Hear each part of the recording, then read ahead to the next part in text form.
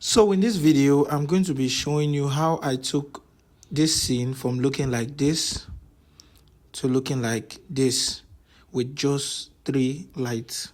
If this is something you're interested in, let's do it.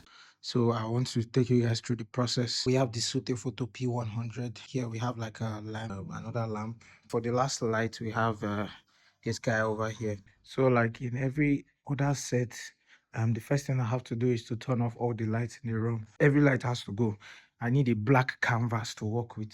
Now that it's turned off, we can now start painting. So the first light I worry about is the key light. You can see how bright the light looks like. This is where my camera is going to be. So this is my scene. So now the first problem I have is that the light on that side is spinning everywhere, and I don't want that. So because the first I like to have shadows in my shot. Shadows make my shot more cinematic. So I have to find a way to control this light. But my first problem is this light does not have any band doors. So like it's just like a flat normal light. So let me show you how I do it. It's kind of funny, but I'll show it to you. This is my trouser. So I'm going to take my trouser and wear it over the light and cut as much light as I can so that I can have less spills and the power is not too much on my subject. Now you can see that the amount of light has been cut off and we have more shadow. The shadows in the background, and so this is where my talent is going to be sitting down. It's going to be sitting down here. So we still have a problem. Some of the light is still spilling to the background. That's where the staircase, the stairs, and the kitchen door. So I have to find a way to now cut more of that light right here. So you can see like it's spilling towards like this angle. I just want it to be directional to that side, to where I'm actually going to shoot. So I'll just take this light, bring it closer to my subject. Then I would I'll bring this light closer. Then I'll take a couple of pillows and block off this side. If you look at what I've done here, I've been able to use that pillow to block out the light. So if we go back to where we were, our scene, so you can see that there's not so much spill. My background is completely as dark as I want it to be. So now I've been able to create separation. So there's light here, there's no light there. I'm going to take my second light, which is my Sutefoto P100. So I'm currently powering it with this battery.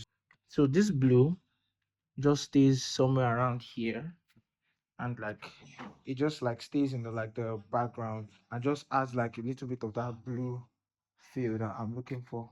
So I let it bounce off the ceilings so that my subject is going to be around here. So you can see some of the blues is spilling on this side. So where my talent is going to be, like a little bit of that blue is going to fall off. I want to create like a fall off.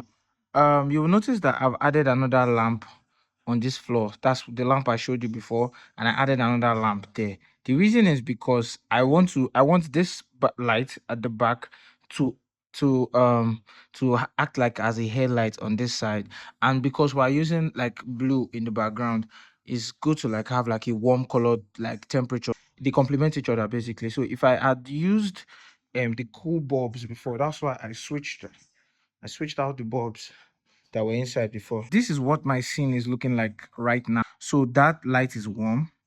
That light is warm. So these are all my practicals. That's one practical, two practicals. Then my key light is also set on a warm color temperature. So for camera, we are going to be using the Sony A7ii with the Tamron 28-275 f2.8, my favorite lens. If you are seeing the entire shot, you see that the key light, the reason why the lamp is close to him is to imitate that's where the light is coming from, but there's actually a key light on that side. So behind him we have like another light that's adding a little bit of like, so it doesn't die in the background. It's not too bright. So this is how the shot looks like with all the room lights on. So I'm going to be owning everything individually one by one. So we're going to start like with the backlights first.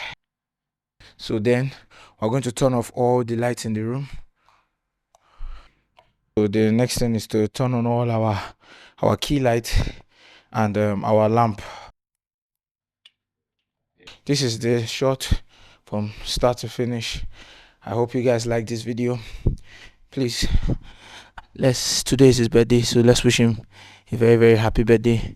He was much obliged to do this with me. What can we take from this set? First of all, try and create as much drama with your lighting. Work on shadows. Like cinematic lighting is not just in the light itself, it's also in the shadows as well. So anything that makes like negatives that help you to block out light, watch out for light spills, much especially they can ruin your shots. Exactly. And try as much as you can to make your talent the main character of your lighting. Yeah. So that's it for today's lighting video. If you liked it, please share it to your friends and family, and I'll catch you guys in the next one. Bye.